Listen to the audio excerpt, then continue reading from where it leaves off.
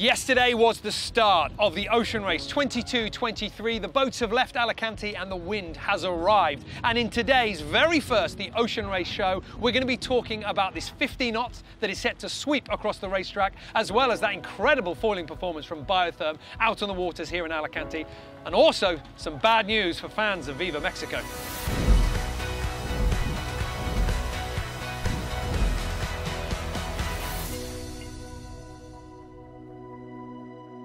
It was great to see the starting here in Alicante with absolutely fantastic breeze. Off the start line, you've got to hand it to Biotherm. They certainly put the hammer down and they motored right over the bow of 11th Hour Racing Team. And what really struck out for me was the difference in speed. Biotherm were up on the foils and absolutely ripping, while the Americans in the water, in displacement mode, and the difference in speed between these boats. We're going to see this play out around the world with those leads stretching out if you can get on your foils.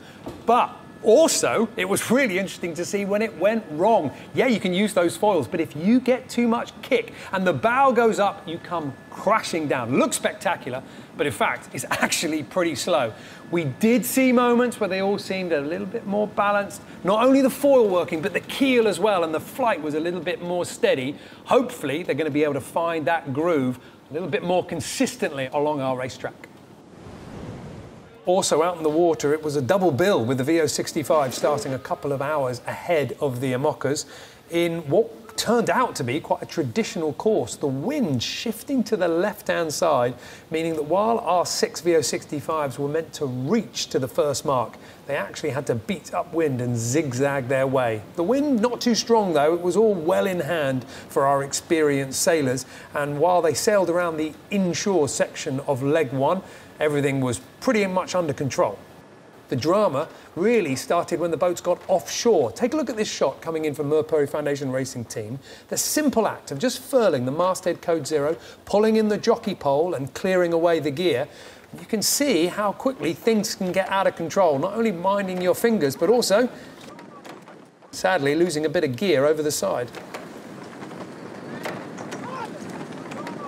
Well, it's great to see the Amocas and the VO65s get away here in Alicante. We're going to be staying here at race headquarters to follow the race. This is the comms position, but I want to take you into race control because, well, this is obviously the nerve centre for the race. This is where all the data and all the information comes in. The race director, Phil Lawrence, is here. I'm not going to disturb him, but what I wanted to do was I wanted to talk you through something that we think is going to be crucial over the next 48 hours. So, the boats are upwind, and we know that the wind is going to get stronger. And in fact, as we make our way down to the Strait of Gibraltar, it's going to be all about the turns, the tacks, and how efficiently you can do it.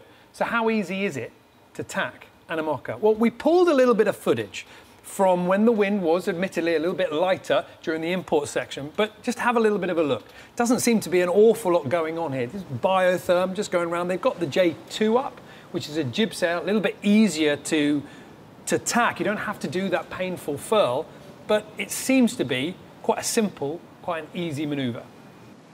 Or what goes on down below on an Amoca? Well, we did a little bit of rough calculations, and this is basically what we came up with in terms of the jobs list, the ropes that need to be either pulled or eased. And by our count, we're thinking 11 or 12 ropes need to be controlled on winches through the term. Well, let's go and see the view from downstairs. This is obviously on board with Team Holcim PRB, Sam Goodchild, and I was fascinated here to count the winches. Those winches are so important to control those ropes. All these ropes are really heavily loaded. So on Holcim PRB, we've got 4 winches, 2 on the left, 2 on the right. Guyot Environment, Team Europe, theirs is a little bit of a different setup. They've still got 2 on the left and 2 on the right, but 1 in the middle as well. So 5 winches for Robert Stanczyk and Benjamin Dutroux. 11th Hour Racing Team, this is the boat that has been designed exclusively for the ocean race. They've got 4 winches. We can see 2 of them in this image, forward and in the middle. The other 2 are out of shot at the back, 1 on the left, 1 on the right. So still 4, still well below that grand total that we're needing of 12. Likewise, it's the same on Biotherm. Paul Mayer's boat, 4 winches yet again, 2 on the left, 2 on the right. And Team Militia, it's the same story, just 4 winches, all of them tucked onto one single point forward on the boat. So with those 4 winches, 5 if you're lucky enough to sail on Guyo Environment Team Europe, you've got to control 11 or 12 lines almost simultaneously through these turns. How on earth do our sailors do it? Well, all of them have got these pedestals, these grinding positions. And in this video, we can see Will Harris putting the hands on the handles, turning the power through his arms, and that connects through gear levers all the way through the winches. We can see those little cords dangling just at the bottom of your screen as Will Harris and Rosalind Kuiper turn those handles. As they pull on and uncleat those lines, they are connecting or disconnecting different winches to their power. So as you can see, there's a lot of ropes on an Amoca, and a lot of them need to be controlled during the tack, and there are not enough winches. And this is going to be crucial to our teams. Just look at what happened to Guyo Environment Team Europe during that import section. This was that bad furl that they experienced. By a furl, we mean a wrapping up that masthead code 0 at the front of the boat and basically getting it away. And because they weren't able, they didn't find a way to control the easing of the sheet of the sail while they were furling at the same time, it flogged and it twisted uncontrollably, and that's how they got that hourglass. Now, at this point, they were having to turn away from the course, sail in the wrong direction, and while they did manage to get it repaired and kind of under control, it cost them an awful lot of time. These small little opportunities for everything to go wrong when you are turning corners is something we are going to see again and again over the next 24 hours. They're going to have to do a lot of tacks, and their tacks are going to have to be very clean indeed. Our 4 other Amocas pushed out from the import section of the course and started to enjoy a little bit more space in the open Mediterranean, waiting for that big wind to come. But actually, Guyo Environment Team Europe did manage to make up ground. They hugged a lot closer to the Spanish coast and found a much more favourable wind direction, and in fact got back on the tails of the race leaders. As the sun went down, the wildlife came out to welcome our sailors into the Mediterranean, but they were all thinking about the breeze to come. You know, we're already starting to feel the bounciness of the waves. You can feel the swell starting to roll in, and then that's kind of telling you that the bigger wind's going to come. So, yeah, not long now. Well, just ahead of our Amocas, while Will Harris and the rest of the fleet were waiting for the waves, the VO65s were already in it. At times, almost becalmed as the wind went light, but the sea state, a constant reminder of the storm waiting ahead of them as they try and find their way out of the Mediterranean. Whenever the breeze is blowing from where you want to go, you always have an awful lot of decisions to make, because by sailing boats' very nature, you have to go either left or right. You cannot go straight to where the wind is blowing. This is the predictions for the wind here, and you can see the gust value and the mean breeze. I mean, we are expecting nearly 50 knots of wind to be blowing across the decks of our VO65s and our Amocas. And with the speeds that these boats are making up wind, especially our Amocas, it is going to be incredibly testy out there. Right now, the sailors are feeling good, but everybody knows they're going to need to keep their head in the game to make the best of the breeze. And that big breeze has already claimed its first victim. While we were putting together this show, Viva Mexico called in to tell us that they have ripped their mainsail in half. We'll leave it to Eric Brockman to explain what happened. It was very, very fun racing, because most of the boat fleet was quite together, and just our mainsail ripped, which we have seen. This, of course, it was a main that had been used before, and anyway, puts us in a tough situation, because now we cannot repair it here. We're looking at our options. We're heading to a port and assess. The next 24 hours is going to be dramatic, but the last 24 hours was so dramatic that there was so much stuff that we simply couldn't fit in today. We will be back with another show. We're going to keep our eyes wide on the racetrack and keep bringing you the moves that we think are important. But for the moment, we're going to leave you with everything that we just simply couldn't fit into today.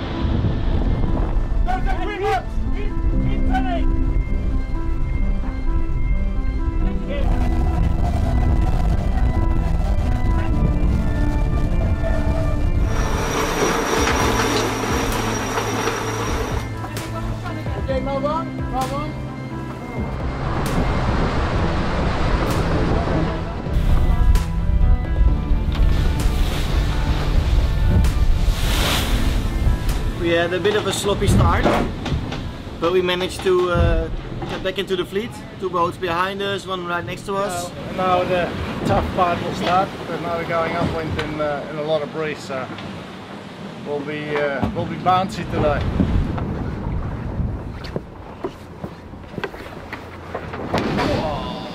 And we had an issue with the tiller and the port rudder. Sorry, I eat at the same time that I speak to you. Push down. Okay. Yeah, that's okay. I think it's not broken, but I can see where it hit. Shit happens sometimes.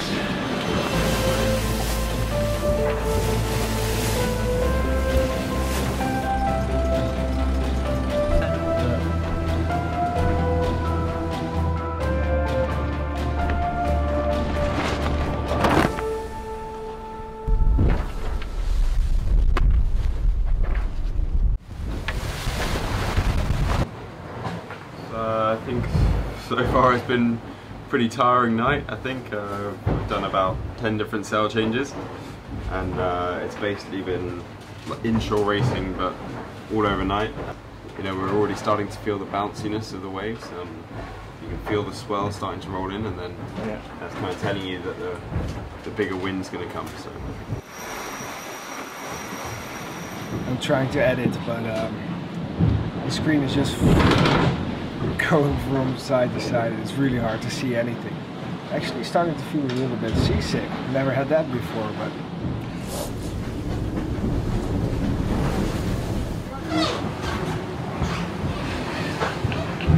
Seasickness? Yes. Day number 2.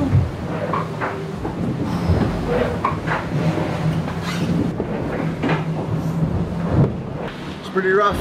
A lot of stamping and upwind waves. It's always nice. Just put a second reef. Oh, just put a second reef in. Looks pretty feisty out there. Look at that.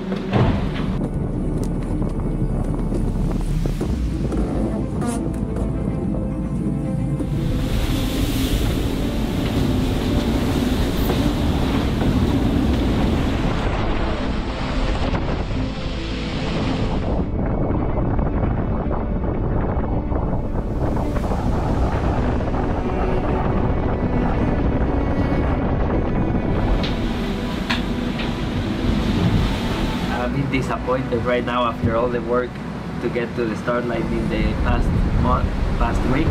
Our main sail ripped. Anyway, puts us in a tough situation because now we cannot repair it. Motion on the boat's pretty heinous.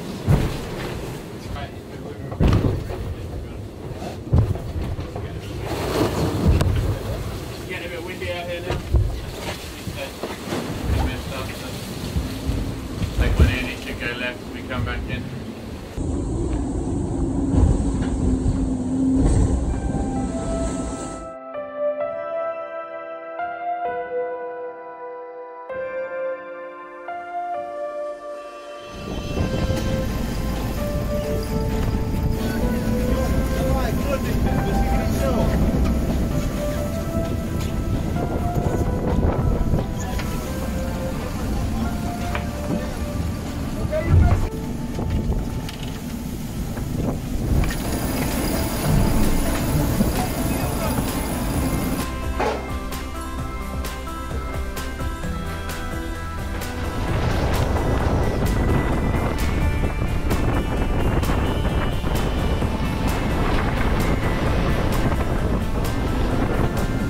Cross ahead.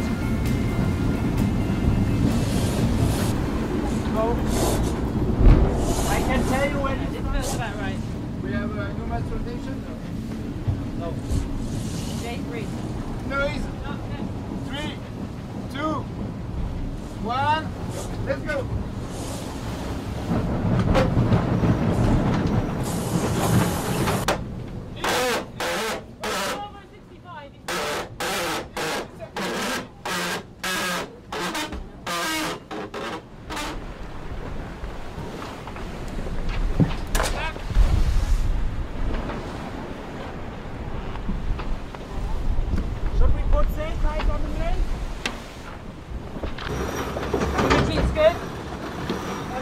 Okay, it's out. Easier for you? Yeah, exactly.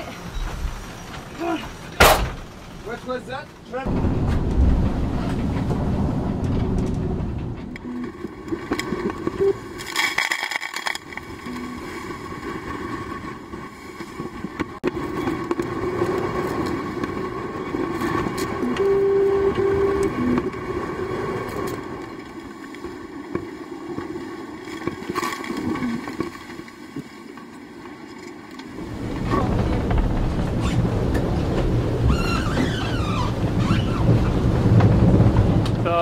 Currently we're at Gibraltar, entering the strait, looking at pretty strong headwinds and currents as well.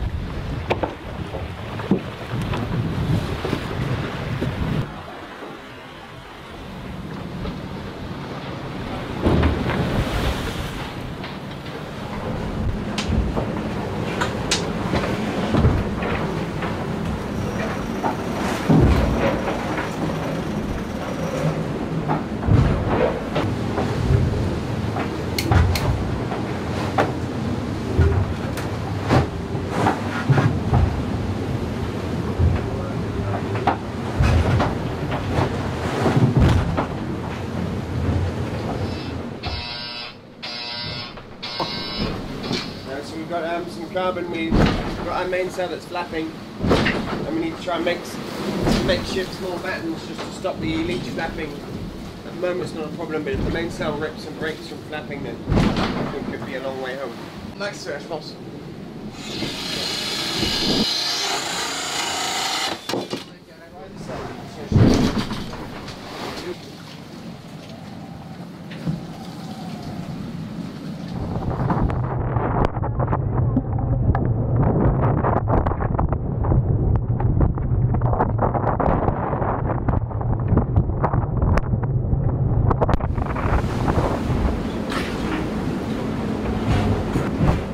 I went through one package.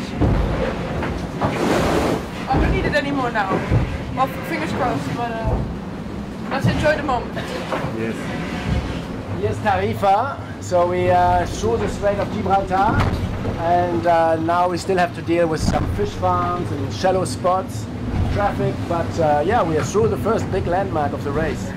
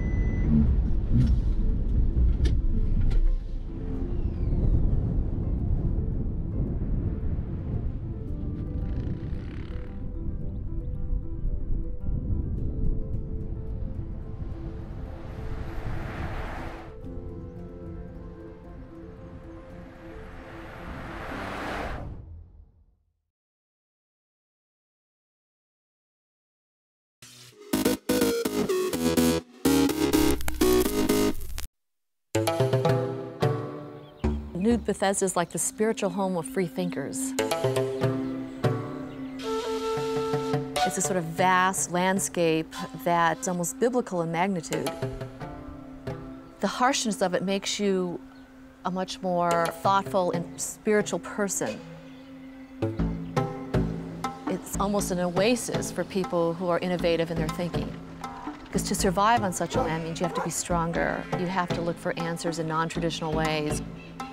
This seems to be a place that is a magnet for people who want to express themselves and makes it a visually interesting place to be as a photographer. To my friends in America, if they wanted to find an area that was quirky, warm, creative, and in the middle of a fantastic land, I would say come to New Bethesda, because that's where they would find it all together in one small, wonderful place.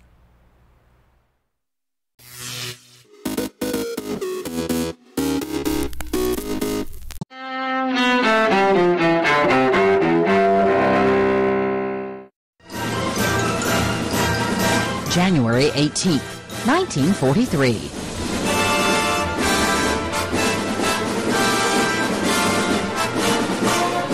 During World War II, the Soviet Union says it's broken the long Nazi siege of Leningrad.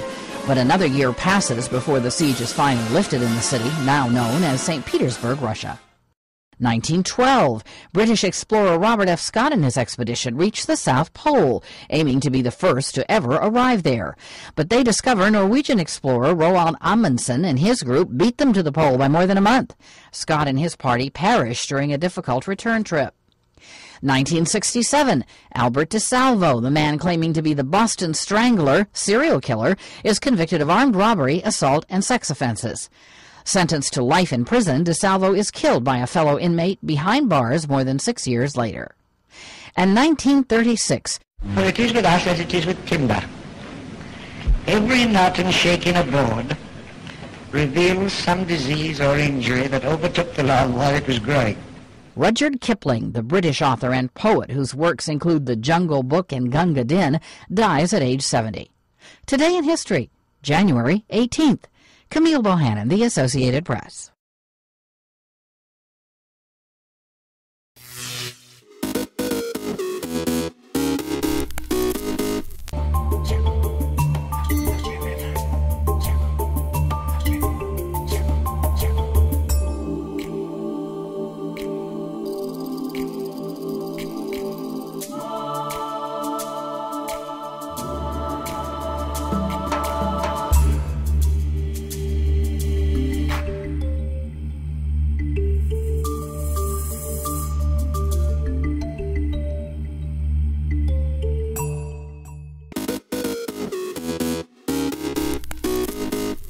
Welcome back in our studio, and in today's news,